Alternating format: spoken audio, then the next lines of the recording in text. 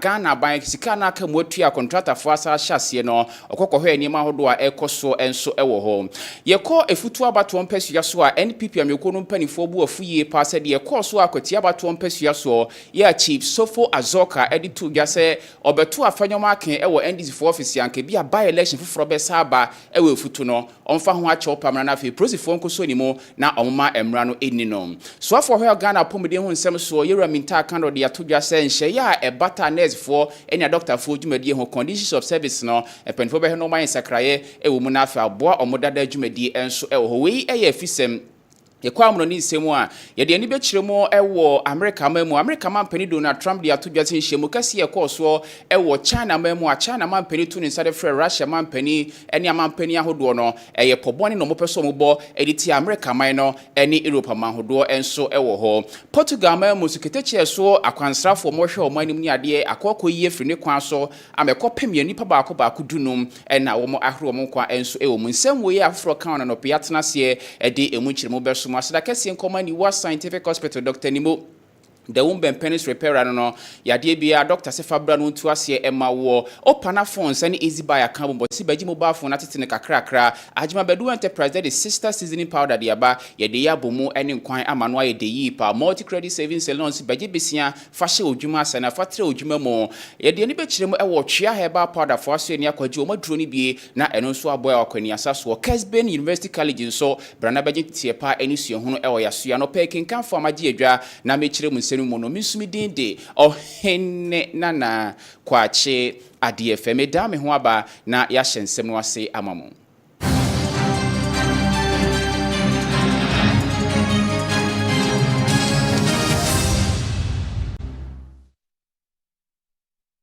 Share and someone say Eddie free Chief Justice ye ne yetu na de so her ladyship Gertrude Isaba Araba Tokono na edadwoada no e na krata free mampani atena ye ba said ye boy tiefo mane no se mampani agina kwadu a nipa bi de beda no so ne abadwuko opom so munye nhwemu akire no o mano de se momode aba no ogina so na wahwe mu se ma me dada dwumadi a wodi etoa so mane di a enya de bese na afatant mampani agine dibre Eddie free ne nsemu asem ye chi no e na kane atentre ne panipa Mami Sofo Yakufun so ba bonti de betu dwaza kwane aga na ban fa so na omayi maami getu toko no afiri na dwa so no amfa mra kwan so ya mama me no bre eni adaje ama no anyina no se ne oni obi nyasem a emani pana konya na okan adanse de bibia no ogiri senya sa ne mama me no kwan ewo sa kwan no so eno nam so ema panipa yo no na oye aban lawyer pani abede akire Deputy Attorney General Owura Justice Srimsai eni nsentwerofo di nkomo no de atodwa so bi gina ba bi no kase bia ne maame na namode ne film ne kwan ye de ne fa so no na eye bia amonyosem ene epesi yetuna de so ana se ya ama no kwan ama no anka na semu a na nipa kro no onim ya oka sene mbra no ekire no saa kwan no aso na Ghana mampani Yewura John Dramani mama fa so a ene anu di semu aba ena so ma waji mame di bre ede afri ne semu yi. And the conclusions have been the same. In fact, every aspect of the process has been tested in the courts, and the conclusion has been the same, that it comply with the processes with the processes prescribed in the Constitution. And for me, that indeed is what rule of law is about. The fact that actions, whether by the president, whether by the Council of State, or whether by the two of them combined, could be tested in court to see whether they are indeed in compliance with the Constitution. I think the process has survived that.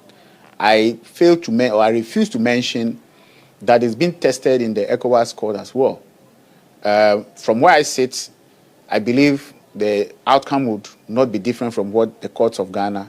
have given. So I would say that indeed it was tested. It has passed the test, not from my perspective.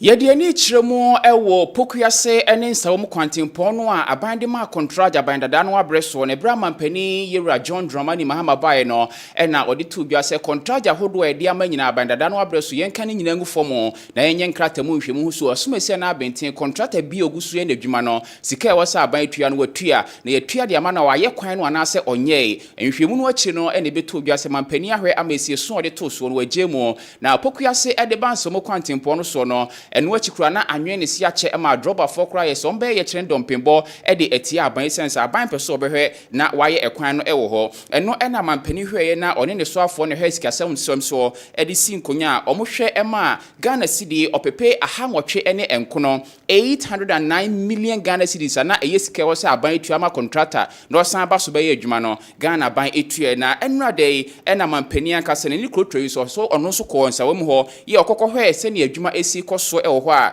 contractor adwuma de hye ne nsa eye Maripoma Enterprise Limited ne bra mampani ko no o kire mu se ne age hu yi pa se contractor ne guso na oye ne adwuma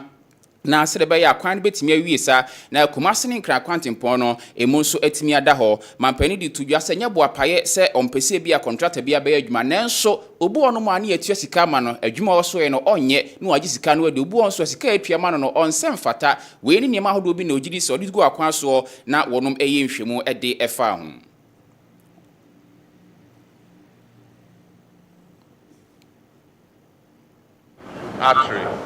Arterial road in the country because it connects the two biggest cities in Ghana. And so any challenges with this contract affect a huge number of commuters because of the heavy traffic that passes through here. And so we were quite concerned about the complaints that were coming from the traveling public. And so we are happy to see that the traffic is flowing. But what I say to contractors is, yes, we know you have work to do, but one of your duties too is site management, to make sure that your work does not impede the flow of traffic. So you must make adequate arrangements so that even while you're working, you are creating the conditions for traffic to flow. I can understand what happened. A loan was taken for this project, and I don't understand why the money is finished and the project is not over, and that we're having to come and pay supplementary almost 78 million from government of Ghana funds. So that's something that we need to find out what really happened. How come the loan that was taken was not enough? Was it that the estimate for the project was not done properly, or what happened? But I can see that drivers are happy now. And I hope that from now till when you finish the project, you maintain a smooth flow of traffic, even as you're working, so that you don't impede the flow of traffic. So we'll hold you to your word. Enu echi no ena mampani san de tu dwa se contractor fo aye de contractor hye mo sanyina obi anhwe so obeye adwumaden na waye adwuma no se ne se na efata nyese wo gisika no no abeye adwuma no ohare so na afa de bechi no ensuo to a na akofa nsuri di abana so akwan na woye ne eni na hebia na akwan ni tutu na ese sa de ne ni enyi ho ne sa so nti no eka bia no a aban de contractor ni bi obehwe no watua na wotua nso no hwe so obeye adwuma ne yie na enkoba so obeye adwuma na nanu nansa na wakwan no a woye no so asan asai. So what we've done is, like I instructed the minister, we've moved this contract onto the Big Push program. And enough provision has been made for the Big Push projects. Yeah, this year we have about 14 billion cedis. And next year we have another 30 billion cedis. So I think that there will be sufficient resources to keep contractors going. So as government commits to pay you well, you too must commit to move faster on the road and also use quality materials. One of the major problems with road contractors in this country is the quality of material. And so you build the road, after a short while, the road starts to deteriorate. And so, I mean, your company is one of the well-known road construction companies in Ghana. And so we hope that this will be a mark of the quality of your brand. And so, thank you very much.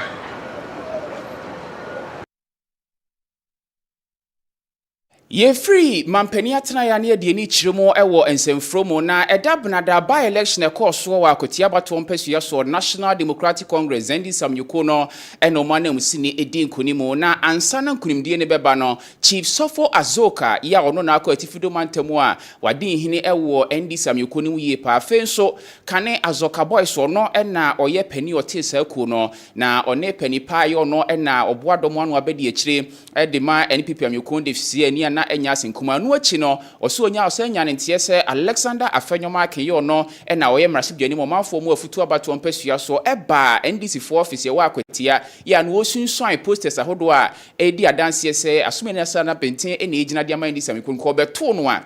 anka by election foforo ebesa ba ewo efutu abato mpasua so asemi Afenyoma Akenyo akasa yi ano so de huhu bia enye ne ho nanso ne manfo wedi omani mo ewo efutu abato mpasua so titiro NPP amikon mpanifo ene centralfo di enkomo enra no mo de atodwa se ensem a owura chief sofo azoka kan no emia hwe no ani ya ne mu asem ne mu oduye se fata se ye hwe ne etu ho anamo ne saso nti no edi ka mo hwe nim se chief sofo azoka beba no de achopa Kaseɛ pa de abre efutu abato mpasua so man ni nyina afi onumunyamfo Afenyoma Akenyo NPP amikon ne tosumie no aprosefo nkɔkyere owura no na omumusa ne nsem ebrisan se kyena bi no owura Alexander Afenyoma Akenyo ne ya ne nan kura ne bo wure tu a ombeba owura no ho na omakobusa no senti ya saade no ato Afenyoma Akenyo pani ono ne nkitande on nsem hye ne nsa ofutu abato mpasua so owura Ellis Otabel na odni nsentwero fudi nkomo sei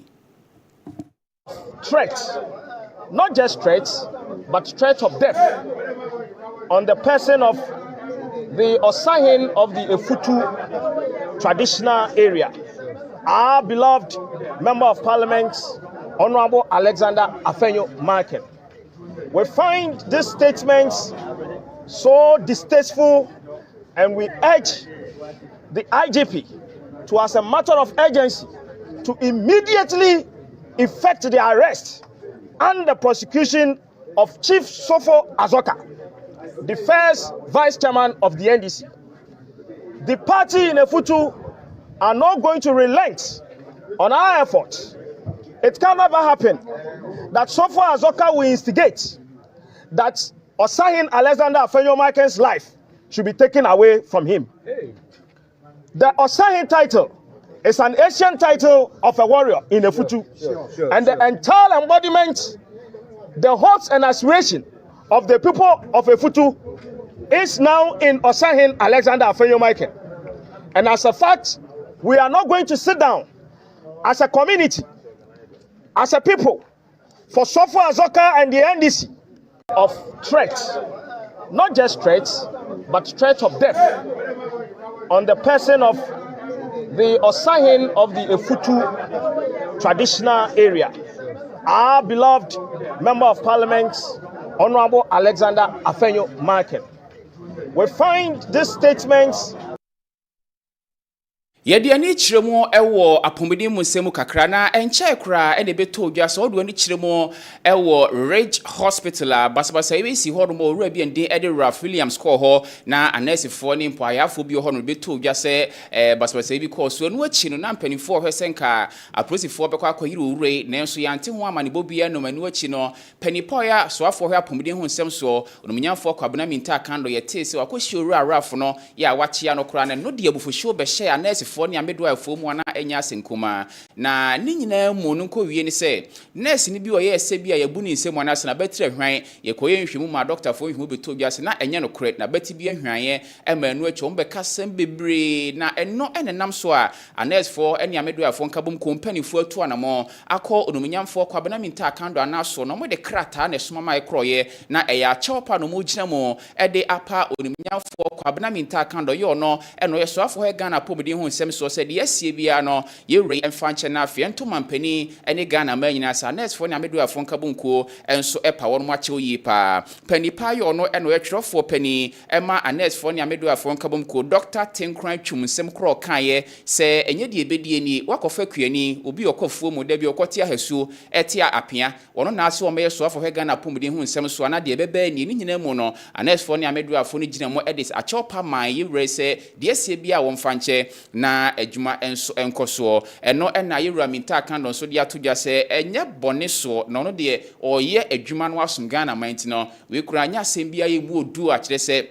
na ehu bia wahye anes fo ne amedu afo nkura ne se omo condition of service ekwan ya na sento to yeda hode mo omo eya komasika ne adodo de esefata se bata omo adwuma ho a obode ho sema betu na nimo ogusu akura ne aban kasenti ye nche anes fo ne amedu afo ebeti asemde e wo mdade adwumadi a wonom edie enso ehum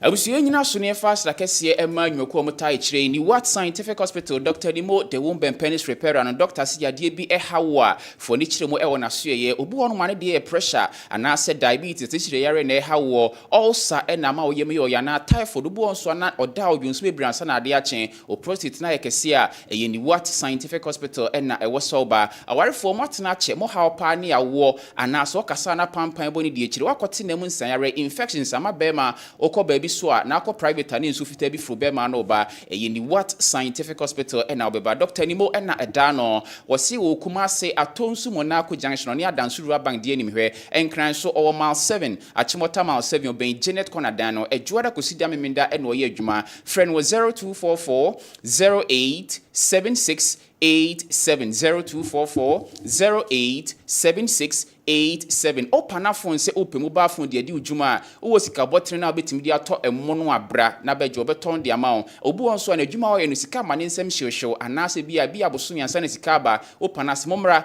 na momaje phone ni be emmono hye na daka mo ba na o de mawo a na watete ne kakrakra oni easy buy for na aka bo Samsung Infinix Itel Huawei na wo hia ni nyina ba emmono ne de ama o ba na do Ghana card aba na o de ntoase sika de aba commitment fee na abo de adanse sa de no wani je ho ampantie no betina sa nhyehyeye se na wotwe bia na benya sika de aba se ye da bia na wotwe minu bia na abosumi bia na benya sika de aba opana begia tum na de fo na ma wakofie na ebre ne so a wasoma na wasane sika no ama no aba yaso ye no ya hodo mienu ewo kumase adum hade di kan no ye ne Ezra FM fo de ni hwe ewo adum na de toso mienu so ye ne Prudential Bank fo na edie ni hwe fro pana na oni no eni hu komo ewo 0200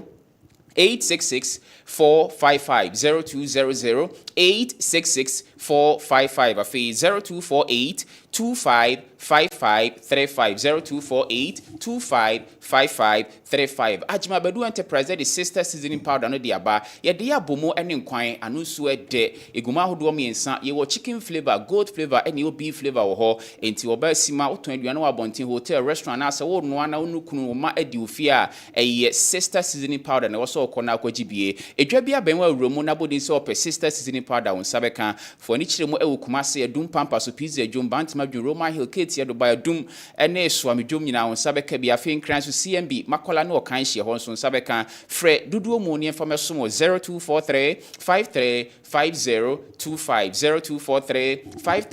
535025 na ye beje so Divine Herbal Center omode otwea herbal powder no ede aba eye duru nwanwa so abuo yi pa obuo no mo a na obehwe obesore na naposo ye ne ya oba won sebu osisu eba na ya so de akire ana se pressure ene ha wo be ma wa yemre wo mpemu akotene mu nsanyare a eye otwea herbal powder ena ohia drugstore ne herbal shop bi awremu na bodin se opotwea won sabeka de opedudu etu aton akumase a Fredmenso ke o kapeba osunyane na naboache eba wo kanhye mensa otakra de PK Gambila ewo tamale doma pharmacy ni drugstore bi anso sabeka bi frɛ 0591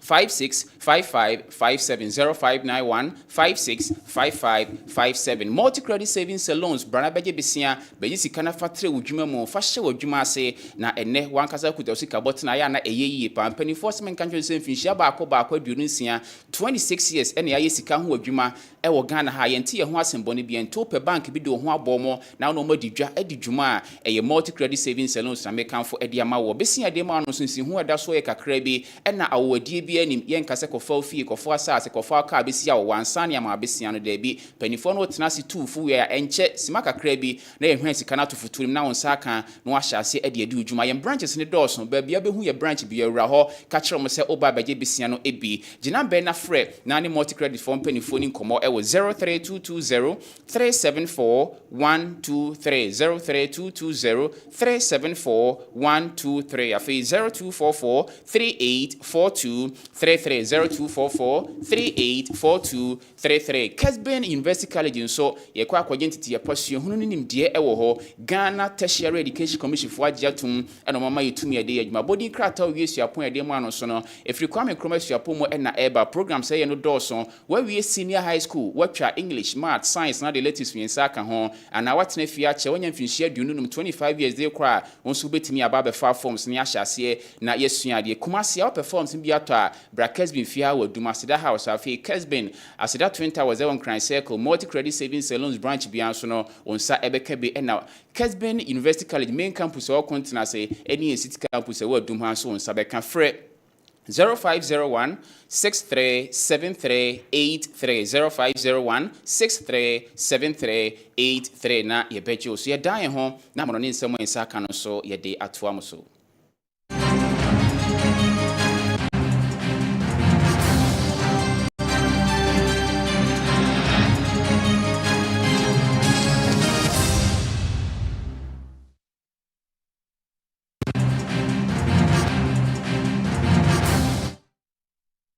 Yeshe amanone nsem wase ede free America man no emo na America man pani Donald Trump ede atudwa se enhiemu kase ekoso e wo China man mu a China man pani Xi Jinping eto ne nsade free Russia man pani Putin e na afi North Korea man pani Kim Jong Un sankrofo nyina no America man no eno motia do nwoma so nti kwane a man pani China man pani Xi Jinping fa so na oto ne nsa free nkrofo no mu ye sanhiemu no echese epokase paro mo bo ede eti America man sa so nti no man pani Donald Trump ede atu say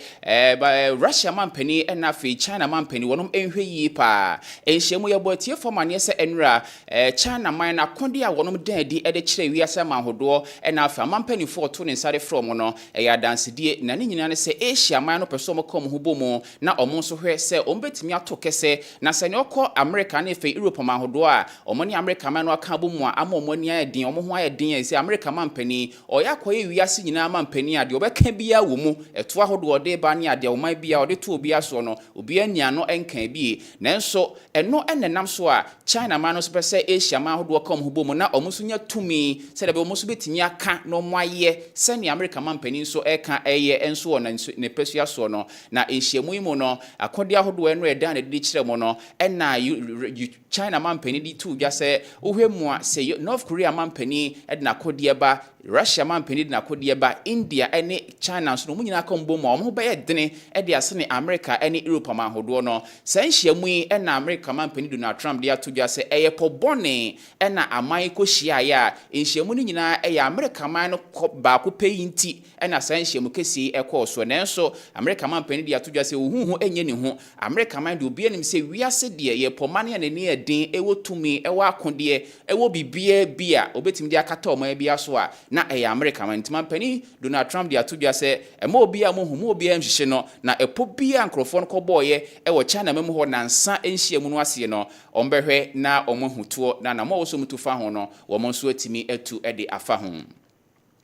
Yeda so awo China fo nhyiamu ikasie yi ase na mobeka ya be na ne nansane ye botifo amane se North Korea mampani Kim Jong Un baby obekobia no odini ketechi na eco train na train e bulletproof tutuo bomu a enye adwuma eno no ankasa nso okwa baby obeja ne nan baby obedwon so ni nyina o train mu na wo si free train na obetena office a baby obetena bia no ese fata se baby odini nsa beto ni nyina no yebeba be pepa honum nyina osori wi a esanse ohun nipa ohun fifiri abrofo no ede yebetimi de ohun fifiri afa afidie mu ehun din ani ehun yare bia wo ho ehun bibia na se wuduro bi yebetimi de aka bibi ede ama wo na ama otimi awu esanse North Korea man penira Kim Jong Un no oyobia ewiase ama do tutu ni America man no etan yie pa ye nya senkuma sika wo nya nyina no eya akode enko a nuclear weapons ene ode ya onim se de binya dani ano a obi ana omai bi ntoko abesue no enti on onye sika bia akode enko na wo ye enra baby okotena ye ewo China man pani office JMP office na konya wotena so no osore ye no ano ena ne bodyguards fo ekuta hankini niema omode be pa akonya no su nyina baby ani tusi ye baby ani nsasi ye baby ani chi ne kon omo pepa su nyina se de ba ya enkoba se ne hu fifire bi kura be ka akonya no so anase bia bibi ewo akonya no so a na akire ne ho din na se ne hu nsuo bi na ebia onim de na nso bia no obi abopobone e de etia na o mafasa akwan no so na omo de yi ne front enra sani ofaka de kire mu ne nansa no eno anamono no mu tuo se babia papa be rebia se be ne jana ne Johnson de ni nyina ewo ne treni mu a omudru North Korea no makoyi ni nyina akwakohwie gu baabi no kro omu nyi hwie gu baabi a abonten so no obi ehu se nde dabi nti no North Korea mampani Kim Jong Un ewiasi na mampanifo a bambo emu odru yi pa no we America mampani China Russia mampani Kim Jong Un so no ne bambo hu sem hia no yi pa ya enra ba bia nhyiam no tena se nyina no the bodyguards for edi hankini niam hankini so mo de aduru anu hankini me yasa hankini kwa keke omo de hankini anu adurum ya niam wo hankini mu a efa so a ba bia papa no hu nsuo ne hu fifiri ba bia tare bia no ebe sei bibia ya untimi nya bibi na onso odi abo ne ho epobone. Ye free North Korea any shemu so ne de ni chiremo enso ewo Russia and Ukraine for ntokwa ni mo na nyame adom a ne dey Ukraine mampani Volodymyr Zelensky ekwa koshia Europe mampani for enso no modi nkomo ewo France memo na nhyiemu no nkomodie ni nyina efa kwane a nhyiemu ekwoso ewo China memo no Ukraine for nso ho asem ebeto nkomodie ni mo se ntokwa no a Russia and Ukraine for dia face so no North Korea kwa no man ya wayi nanim na okko ebi edeboa Russia man wo de asoja fo baburu nipa empemaduo no 20,000 soldiers and they akoma Russia for omoni Ukraine for ekwa ho nkomobo esore wo san hyemu no asinti ni saso nti no Europe man ka bonko hunu se omo so ametu na mo bi ebeboa na omo so de ata Ukraine man no achia wan hwe ya sa Asia ma kese na kotena se akabo mu de omo de omo ho de beboa Russia for na ama Russia timi akon edi Ukraine for so nkunim ti ne dey e wo France memo no France man pani ura Emmanuel Macron ene onuanom Europe man pani for e ka bo no mo hia Ukraine mampani na omonso ha mo betimi dia boa no na ekon no a Russia for dia be sore ne so no obetimi nso adi enkunim ewo so enu mu nsem ye bepie mu eya akode na afi niam ahodo betimi dia boa ama Ukraine man etimi adi enkunim ne nansa ka de kire mu so Europe man nkabum ko hwe se betimi abo na omodi asojafo akoboa Ukraine for esanse se de niam asi kro no a North Korea for dia asojafo be bro Russia for no ma Russia for no ho ye diniye penti no mo Europe man nkabum ko so hu ni se ese fata so so ko no mo de asojafo ko boa Ukraine for na eno kan obi ma anamo omutu bia no betimi atu na afi nkunimdie enso ede aba Ukraine man no so afam. Ye friwa ne de ani chiremo enso ewo Morocco man no emu Morocco na abeto dwa se ababa awa bi ene ya hye se yemfa no ko hye fiase bosumi baako aduasa 30 months Morocco nkramoman ene yunuanum nkramofo nso ade omu chiri baako pa ne se obekasa amo anu atia komhyeni kronkron ya osre na somdwe de mano Muhammad na obekasa de atia no mpo obedro cartoon bia obekasa bia Muhammad ni na se we ni no wonom empekora na maami e kana se moko Morocco man mu a oyobi a wagidini ye pa ya otena social media so ekasa kire na adwen edefa ho maami ne sha atade tuntum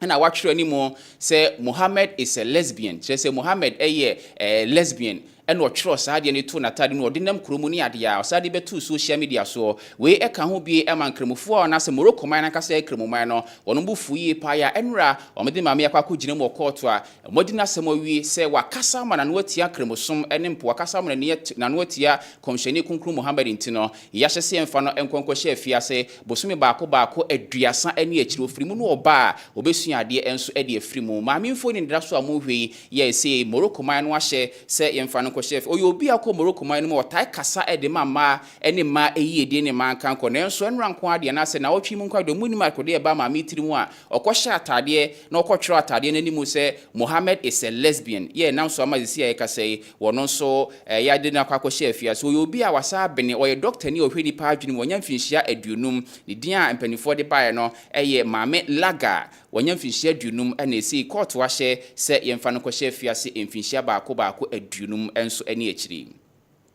Yekowie Kaseɛ no ewo Portugal man no so emo na akọ Portugal man mu a eyomani amanfota akọ akwansra yi pa na akọ akwansra a omo keteche kuma bi a omode mu ababa akwansra tourist no ne de mu agum na keteche ni nam kuro mu a kuro a akyere yi pa ancient towns no ya omode na ne adada ne ade ne de mu nam kuro ni mu ane ekyerechire mu ahaye we afiwe na we timi fie na asomese na bintintim na train no eso akwansrafo no enura enamu no ano mahu de ene nane de free ne kwan so ya etisi form a beba